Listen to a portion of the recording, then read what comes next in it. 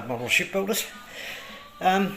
Welcome back. I haven't been doing much lately, but since we got the 6-week lock-up again, I decided that I'm not going to sit around and do nothing. So I've started another project. My other two projects are finished, the big ship and the paddle steamer, the Emmylou. Sitting there now, just waiting for my electronic gear to turn up. There's obviously all the deliveries are pretty slow at the moment. And my next project is something different again. I'm going to endeavour to do a hovercraft. Something different. There's not too many around. I've seen some online on YouTube, just homemade jobs, and they're pretty basic. But of course, when I start doing something, unfortunately, I like to do the fine things. I like just not to make a box and put a propeller on it and hopefully it'll float and everything else. I've seen one, and I've seen a comment on one that it's actually cheating, but I'm going to do a little bit different.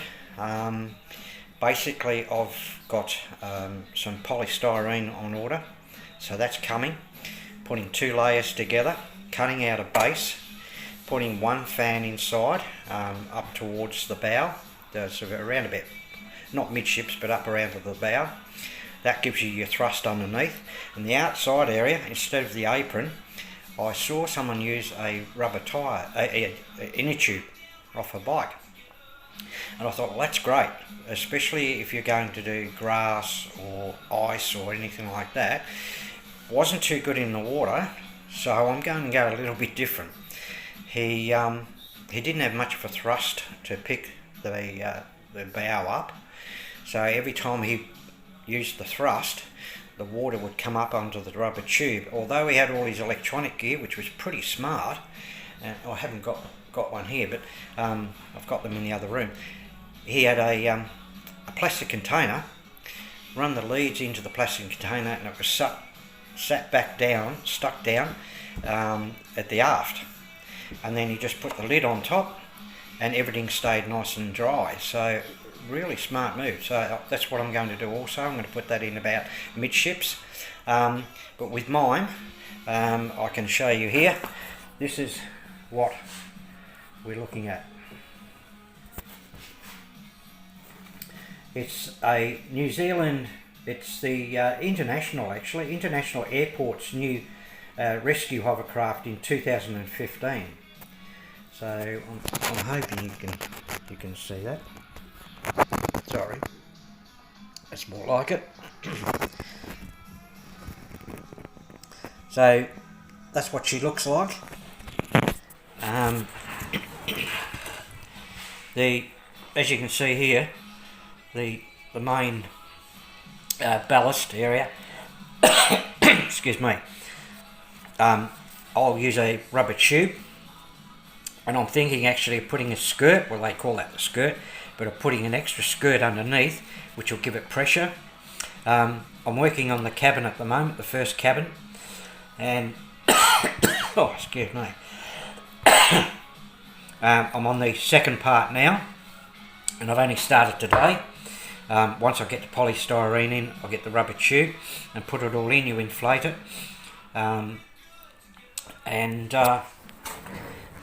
it's going to be quite a task, that's for sure. And that's the start of it. So that's exactly what you're looking at in the picture there. It's the there we go. So this is above the skirt and the cabin area. That's the first part of the cabin, and then I've just cut out now, and I'm ready to put the second stage on, which will be that, as she dips down to the back. And of course what I'm going to do is use anything I can find. I've used a container, and that will be the main propeller safety shield. And thanks to a good mate of mine, I've put it away now, he had electric whippersnipper that he'd pulled apart and couldn't be bothered fixing it again. He bought in petrol. So he gave me the battery, which is 20 volt, which is a little bit high, but really high powered. I just took the small cog off the main shaft of it today, which was a heck of a task. I've got my propellers here, which I used to have a drone, and it started playing up, and one of the motors I think gave way a little bit. I've just ordered a brand new drone, one of the latest ones, a 2020 drone, waterproof, so that's coming hopefully next week. That's why I want to get the drone, so I can put all these into the water after 6 weeks now, of course. Yeah, get some great pictures of the whole three of them together, and hopefully spend some time down near the beach area. So there's the propellers, and obviously the propeller will you're looking at the stern, and the propeller will be in there with the motor onto the back of the other area, and it's I'll just grab it. It's an enormous motor. It's very powerful. That's the size of it. So the prop will be on there, and that will sit inside the cowling for safety and thrust. And then of course, with good old balsa wood, we'll make three rudder systems which will be inside this cowling here, so there will be three of them in there. I've seen experiments on YouTube. One's used one, not very good. One's used two, not very good. Because hovercrafts are very, very hard to manoeuvre, as you can understand, and even in models, not in just real life. So the ones I've seen, and this one here, it's got the three. So I'm going to put three, and I might even put a baffle on an angle as such, so that when you do get a thrust, obviously it's going to keep the stern, a little bit of force keeping the stern down as well. My main concern at the moment is that I know with a motor this size, and it will run on using, I can go down to, I think it's 7.2 volt, where this takes up to 20 volt, and I've run it on 8.4 volts, 500 milliamp I think, pretty powerful battery.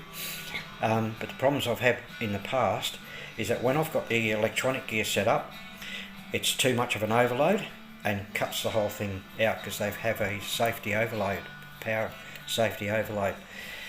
And the chap that sold me the battery and all the gear with it, the electronic gear, come into the problem that every time I tried to use it, bang, cut off. So I either cut one battery out of it and use 6 cells instead of 7, because it's a 7 cell. So I might do that. Let's just see how it goes. My main concern will be getting the thrust down through the apron underneath. If I have problems, what I'm thinking of doing, I've got a couple of motors there. They run pretty fast, they're not bad, and I might have to put 2. And also a lot of people are using the same fan that you're actually using computers in the old computer, stack computer, not like our new ones now. So I'll search around for a couple of those if I have problems. I'm making it as light as possible, obviously with the balsa wood, and I don't have to glass anything, so that should be alright. The bottom of the foam, if I wanted to, I could glass it, but I don't think I need to.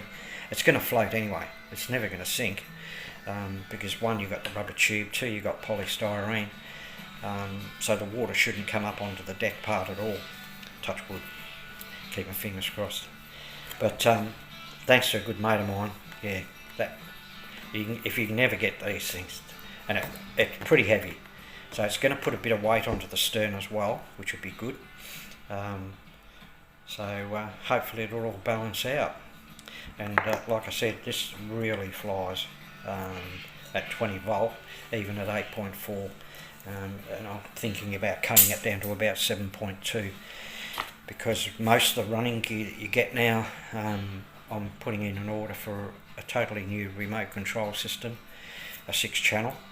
I've just got one of the old ones that you use for cars and everything else, and I don't think it's good enough.